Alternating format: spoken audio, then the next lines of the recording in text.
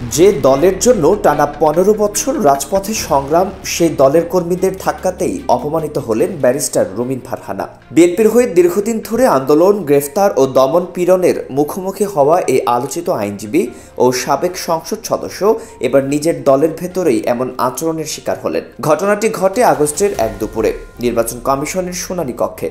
ব্রাহ্মণবাড়িয়া ২ ও ৩ আসনের সীমানা নির্ধারণ নিয়ে কমিশনের শুনানিতে অংশ নেন তিনি। আদালতের অভিজ্ঞ আইনজীবীর মতো নিজ পক্ষের যুক্তি উপস্থাপনের প্রস্তুতি নিয়েছিলেন রুমিন ফারহানা, কিন্তু হঠাৎই পরিস্থিতি বদলে যায়। ব্রাহ্মণবাড়িয়া ৩ আসনের কিছু প্রতিনিধি খসড়া সীমানার বিরোধিতা করে উচ্চস্বরে প্রতিবাদ জানায়। অন্যদিকে রুমিন ফারহানা কমিশনের খসড়ার পক্ষে জোরালো বক্তব্য রাখছিলেন। তার দাবি ছিল, ক্ষমতাসীনদের সুবিধা অনুযায়ী অতীতে সীমানা পরিবর্তন হয়েছে, তাই ২০০৮ সালের আগের সীমানায় ফিরে যাওয়াই যুক্তিযুক্ত। এই বক্তব্যের পরই ক্ষোভ চরমে পৌঁছায়।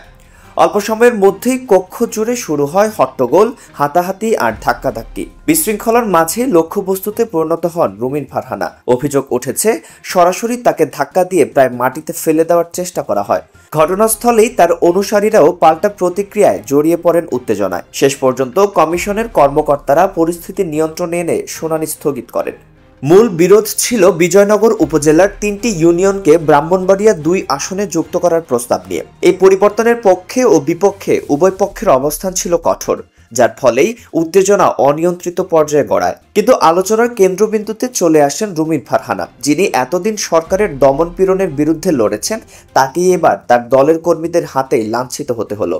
ঘটনার পর তিনি আক্ষেপ করে বলেন, বিএনপির জন্য এত বছর লড়াই করেও আজ নিজের দলের কর্মীদের কাছ থেকে এমন আচরণের শিকার হতে হলো। রাজনীতির ময়দানে এটি কেবল একজন নেত্রীর ব্যক্তিগত অপমান নয়, বরং দলের ভেতরের অসহিংসতার নগ্ন চিত্র। প্রশ্ন উঠছে, যে দল অভ্যন্তরীণ দ্বন্দ্ব মেটাতে পারে না, তারা কিভাবে জাতীয় নেতৃত্বে আস্থা অর্জন করবে? এই ঘটনার প্রতিচ্ছবি স্পষ্ট করে দিচ্ছে, বাংলাদেশের রাজনীতিতে ভদ্রতার জায়গা দখল করে নিয়েছে দ্বন্দ্ব আর শক্তি প্রদর্শনের সংস্কৃতি।